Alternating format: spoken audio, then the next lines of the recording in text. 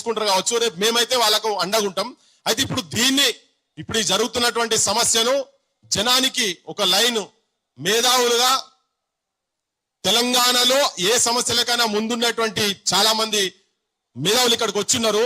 వాళ్ళ మాటలుగా ఎట్లా చెప్పాలో ఏందో దీనికి ఒక 2 డైరెక్షన్లు అయితే ఇవ్వమని మా జిలకర సీనని అడుగుతున్నా. అన్న ఇచ్చి తర్వాత అంతే మనం వాళ్ళతో మాట్లాడుతున్నాం. సభాధ్యక్షులు సంగంరెడ్డి పృథ్వీరాజు గారు, మేమిద్దరము నిన్న మాట్లాడుకొని ఈ కార్యక్రమం ఏర్పాటు చేయాలని నిర్ణయించడం జరిగింది.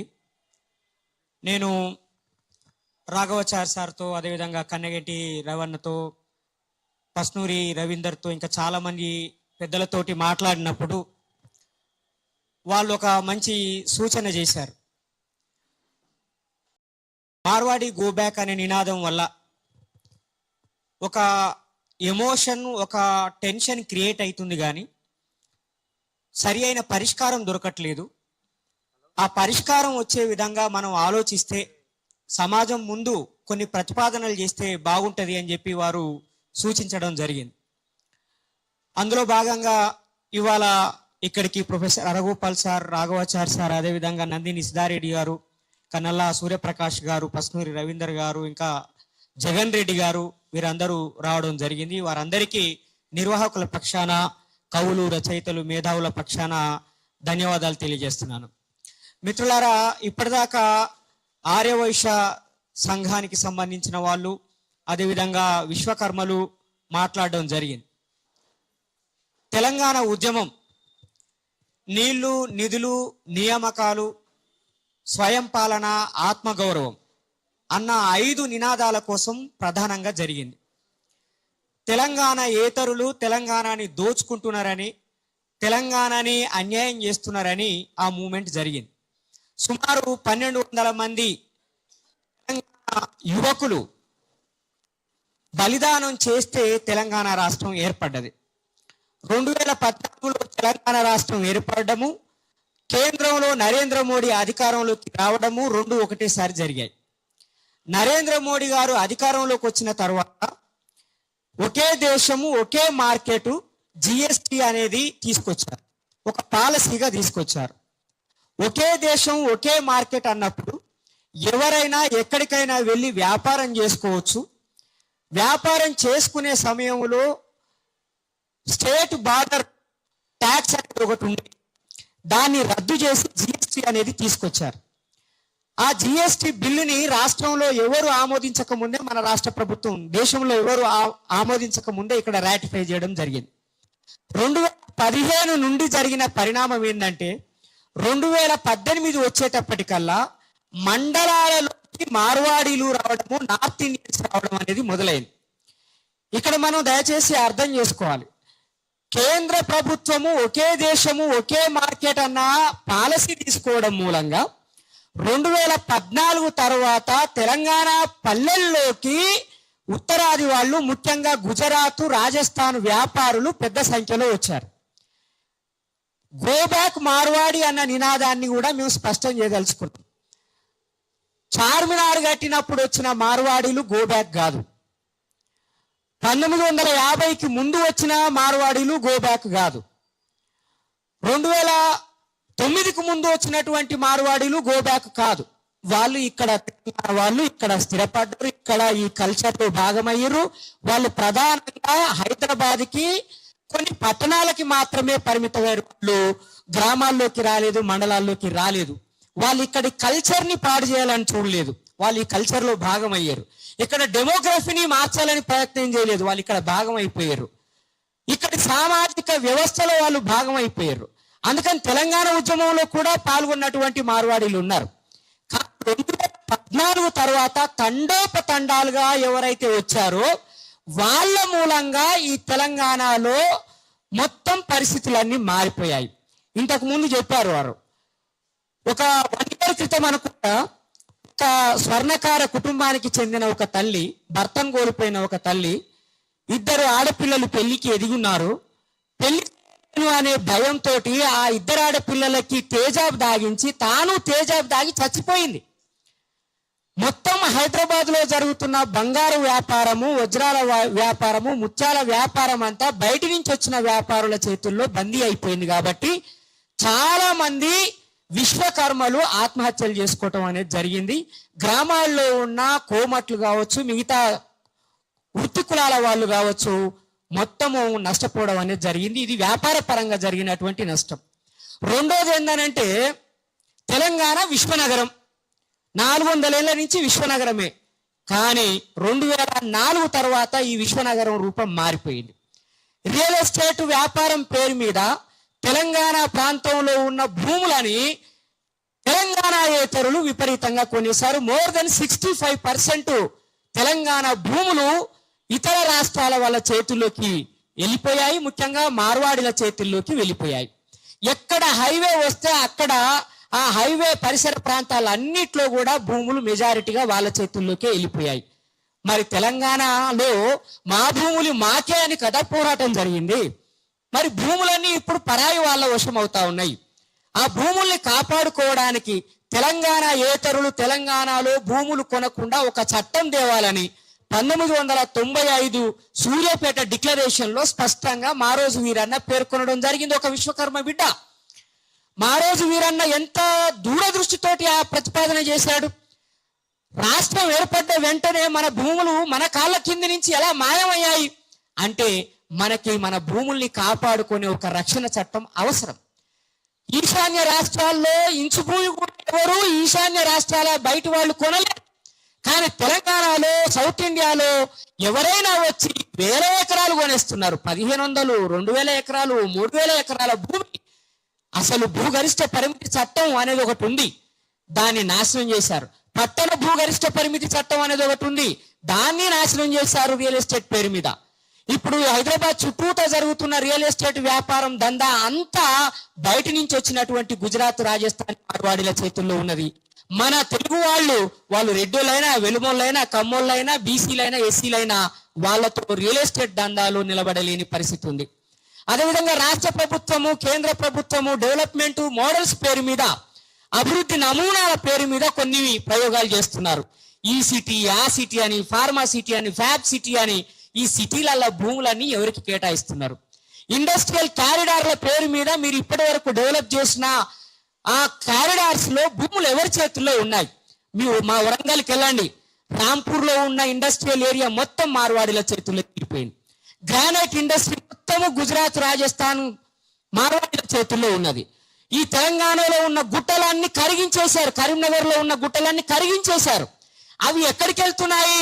ఈ రాజస్థాన్, గుజరాతీ గ్రానైట్ బిజినెస్ వాళ్ళ దగ్గరికి వెళితే వాళ్ళు విదేశాలకి ఎక్స్పోర్ట్ చేస్తున్నారు. సహజ సంపద మనది, ప్రకృతి సంపద మనది, దాన్ని అమ్ముకొని లక్షల కోట్లు సంపాదిస్తున్నది బయట వాళ్ళు.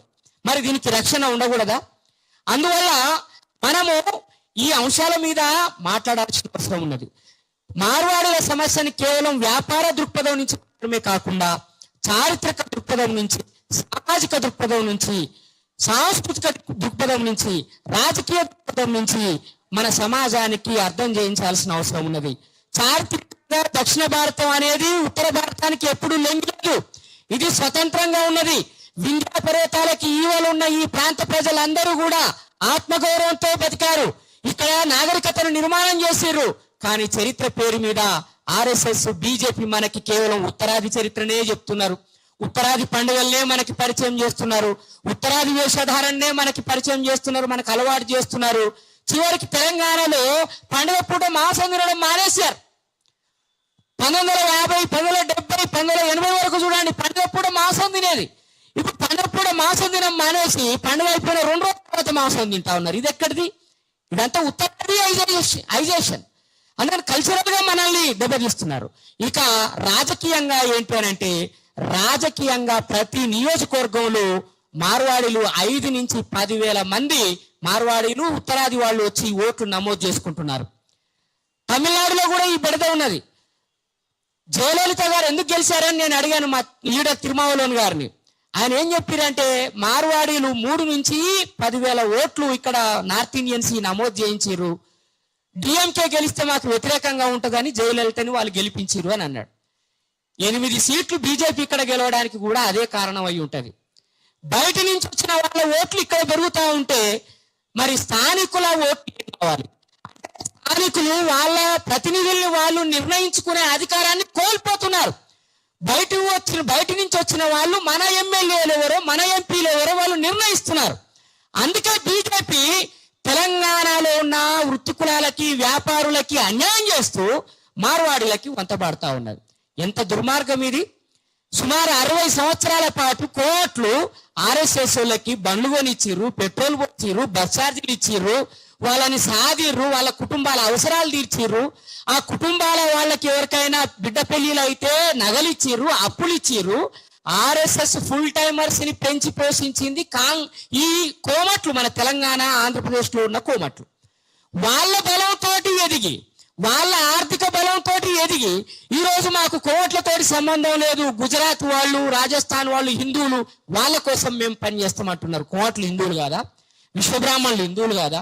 విశ్వకర్మలు హిందువులు కాదా? యాదవులు హిందువులు కాదా? మంగళోళ్ళు, చాకలోళ్ళు, సబ్బండ కులాల వాళ్ళు హిందువులు కాదా? వీళ్ళందరి ప్రయోజనాలు నెరవేర్చమంటే బండి సంజయ్ రోహింగ్యాల ప్రస్తావన తీసుకొస్తున్నాడు. చేతగాని బండి సంజయ్ రాజీనామా చేయి. రోహింగ్యాలని బయటికి పంపించకపోతే నువ్వు డిప్యూటీ హోమ్ మినిస్టర్ గా ఉండడానికి నీకు నైతిక అర్హత లేదు.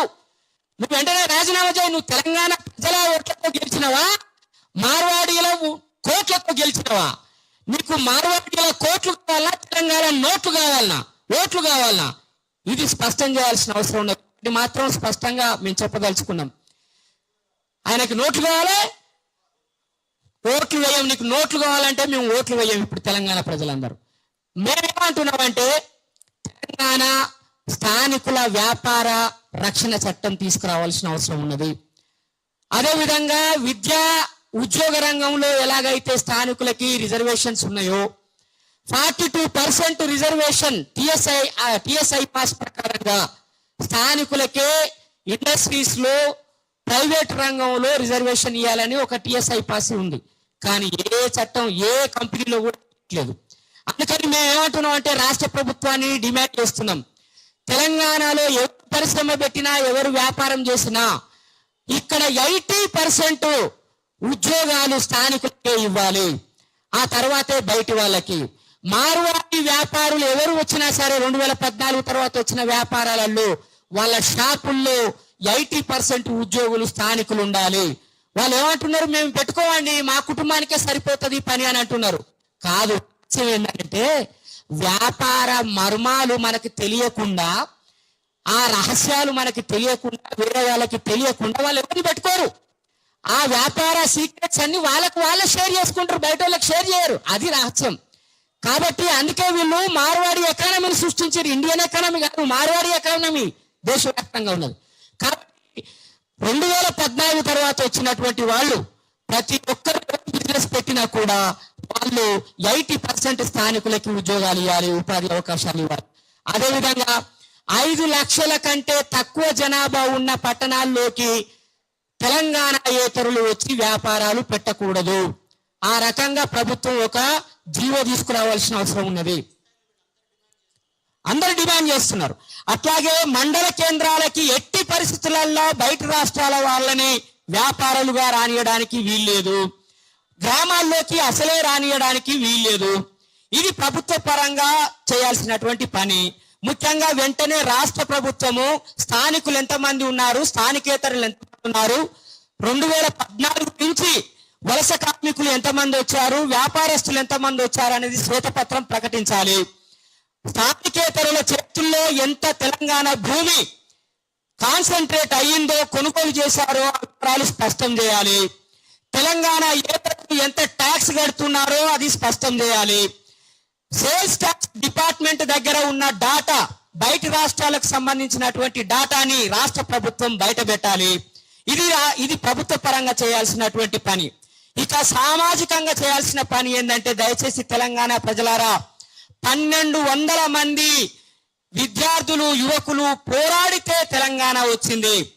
ఈ తెలంగాణ మారుమూల పల్లెల్లోకి బయటి రాష్ట్రాల వాళ్ళని రానివ్వకండి. వాళ్ళకి భూములు అమ్మకండి, వాళ్ళకి భూములు లీజుకి ఇవ్వకండి, వాళ్ళకి కిరాయిలకు ఇవ్వకండి, ఇండ్లని వాళ్ళని ఎంకరేజ్ చేయకండి. మన స్థానికుల దగ్గరనే కొనండి, మన స్థానికులకే అమ్మండి. కాబట్టి ప్రజలు కూడా ఆలోచించాల్సిందిగా కోరుతా ఉన్నాము. తెలంగాణ సంస్కృతిని కాపాడుకునే బాధ్యత తెలంగాణ ప్రజలదే, తెలంగాణ సంపదను కాపాడుకునే బాధ్యత తెలంగాణ ప్రజలదే. మనము గుజరాత్ వాళ్ళ మీదనో రాజస్థాన్ వాళ్ళ మీదనో విద్వేషంతో ఈ మాట మాట్లాడట్లేదు. మనల్ని మనం కాపాడుకోవడం మన హక్కు, కాన్స్టిట్యూషనల్ రైట్. ఏమనంటే కాన్స్టిట్యూషన్ గురించి మాట్లాడుతున్నారు సార్ అరగోపాల్ సార్. కాన్స్టిట్యూషన్ ప్రకారంగా ఎక్కడైనా ఎవరైనా చేయొచ్చు.